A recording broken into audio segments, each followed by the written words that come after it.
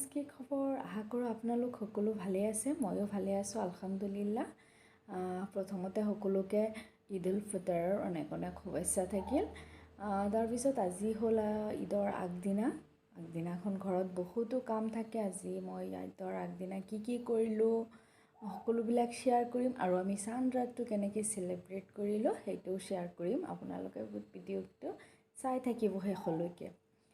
প্ৰথমতে মই উঠিয়েই আগতে ঘৰবিলাক অকণ চাফা কৰি লৈছোঁ আগৰ পৰা চাফা কৰিয়েই থৈছিলোঁ তথাপিও অলপ চাফা কৰি দিছিলোঁ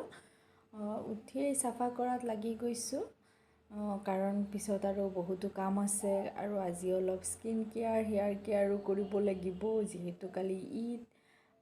আৰু কিবা এটা উদযাপন হ'লেতো আমাৰ অলপ ধুনীয়াও দেখাব লাগে সেইকাৰণে অকণমান স্কিন কেয়াৰ আৰু হেয়াৰ কেয়াৰো কৰিম প্ৰথমতে মই কামবিলাক কৰি লৈছোঁ আজৰি হৈ পিছতহে এইবিলাক কৰি থাকিম ভাগে ভাগে মই এইবিলাকো কৰি থাকিম আৰু মই এইবিলাক চাফা কৰি ল'লোঁ আৰু আপোনালোকে দেখাই পাইছে এয়া মই বিছনা বাতিবিলাক ঠিক কৰিয়ে থৈছোঁ অলপ আছিলে ধূলি বালি যিবিলাক আছিলে মই চব চাফ কৰি দিছোঁ তাৰপিছত মই হেয়াৰ কেয়াৰ কৰাত লাগিছোঁ আৰু মই যিটো কৰোঁ সেইটো তাইকো কৰি দিব লাগে জিয়ানাক মই এইটো ফ্লেক্সিডৰ জেল এটা বনাইছিলোঁ মই ৰেচিপিটো শ্বেয়াৰ কৰা নাই আপোনালোকৰ লাগিলে জনাব ফ্লেক্সিডৰ খুব চিল্কি হয় চুলিটো তাৰপিছত ফেচ পেকৰ কাৰণে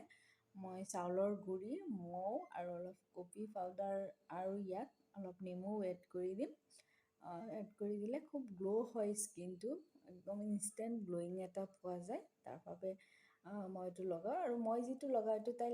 লগাবই মাষ্ট এইটো তাইক দিবই লাগিব মানা কৰিলেও লাভ নাই জানো সেইকাৰণে অলপ তাইকো লগাই দিলোঁ তাৰপিছত আমি গা পা ধুম আৰু অলপ মই গা ধোৱাৰ আগতে ফেচবুকটো লগাই যাতে শুকাই থাকে তাৰ কাৰণে মই ঘৰটো মুচি ল'লোঁ তাৰপিছত এয়া আৰু কাম আছিলে আদা নহৰু এইবিলাক বাচাত লাগি গৈছোঁ যিহেতু কালি ঈদ ৰন্ধা বঢ়া বহুত সেইকাৰণে আদা নহৰুবিলাক আগতীয়াকৈ বাচি থৈছোঁ কালিৰ কাৰণে যাতে কামটো অকণমান আগবাঢ়ি থাকে আৰু মায়ে এইবিলাক পেষ্ট বনাই থ'ব জিঞ্জাৰ গাৰ্লিক পেষ্ট ঘৰতে বনাই থৈ দিয়ে আৰু মোৰ বাচি হৈ গ'ল এতিয়া মই যামগৈ জিয়ানাক শ্বাৱাৰ দিবলৈ আৰু এফালে মই তাইক গা ধুৱাই দিলোঁ তাৰপিছত মই নিজেও গাটো ধুই ল'লোঁ গা ধুই আহি দেখোঁ সিহঁতৰ ৰাতিৰ কাৰণে প্ৰিপাৰেশ্যনত লাগি গ'ল বেলুন চেলুন পূৰা ফুলাই আছে ঘৰ সজাই দিব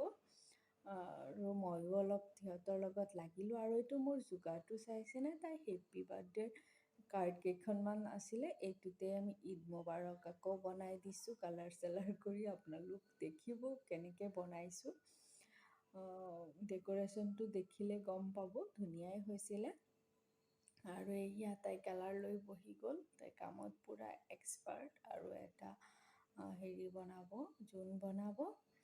এয়া বেলুন চেলুন ফুলাইহে সিহঁত এতিয়া ঘৰ সজাব আৰু মই তাইৰ কাৰণে কেক এটা বনাই দিব লাগে ক্ৰীম চিম নাই তথাপিও তাইৰ ঈদৰ কাৰণে কেক লাগে মই যেন তেন যোগাৰ কৰি কেক এটা বহাই দিছোঁ বাকী কি হ'ব আল্লাই জানে আপোনালোক চাই থাকক তাৰপিছত মই কিন্তু মাটিৰ চৌকাতহে বনাইছোঁ কেকটো আপোনালোকৰ যদি কেনেকৈ বনাইছোঁ লাগে কমেণ্ট কৰি জনাব মোক মই ৰেচিপিটো নিশ্চয় শ্বেয়াৰ কৰিম আপোনালোকৰ লগত আৰু তাইৰ যিহেতু ডেক'ৰেশ্যন কৰা কেক লাগে সেইকাৰণে মই জেমছ কেইটামান আনি ইয়াত লগাই দিছোঁ আৰু এয়া হ'ল আমাৰ চান্দ্ৰাতৰ ডেক'ৰেশ্যন ঈদৰ ডেক'ৰেশ্যন সিহঁতে ঘৰ সজাই দিছে ধুনীয়া লাগিছিলে সেইকাৰণে কেপচাৰ কৰি ল'লোঁ আপোনালোকৰ লগত শ্বেয়াৰ কৰিলোঁ আৰু তাইতো প'জ দি ফটো তুলি আছে কাৰণ আজিকালি আকৌ ফটোৱেই মেইন আৰু ফটোশ্বুট হৈ গ'ল আমি গৈ আছোঁ জোন চাবলৈ কিন্তু জোনটো আমি বিচাৰিয়েই পোৱা নাই কাৰণ ইমান জংঘলৰ মাজত জোননো ক'ত দেখা পোৱা যাব তাৰপিছত আৰু কি অলপ ঘূৰি ফুৰি আহি গ'লোঁ আহি তাই এতিয়া কেক কাটিব এয়া আমাৰ কেক কাটি ঈদৰ চেলিব্ৰেশ্যন আৰম্ভ হৈ গ'ল তাই এতিয়া কেক কাটি আমাক সকলোকে খুৱাই দিলে অকণ অকণ কৰি আৰু তাই খুব এনজয় কৰিলে এইটো মোৰো চাহীটো চাই খুব ভাল লাগিল। আৰু পিছত এয়া মেহেন্দিত মাক হ'বলৈ হ'লে কিন্তু ইমান সহজ নহয়, সকলোবিলাক জানিব লাগিব। নোৱাৰিলেও কিন্তু দেখিছেনে ট্ৰাই কৰিছোঁ অকণমান। কি কৰিম, উপায় নাই। আৰ্টিষ্ট নহ'লেও কিন্তু আৰ্টিষ্ট হ'ব লাগে, ডক্তৰ নহ'লেও কিন্তু ডক্তৰ হ'ব লাগে। মাক খোৱাটো এনেকুৱাই, আপোনালোকে নিশ্চয় জানে এইটো। তাৰপিছত নিজেও অকণমান লগাই ল'লোঁ মেহেন্দি, কাৰণ মেহেন্দি নোহোৱাকৈ ঈদ যেন ফিকা ফিকা লাগিব, সেইকাৰণে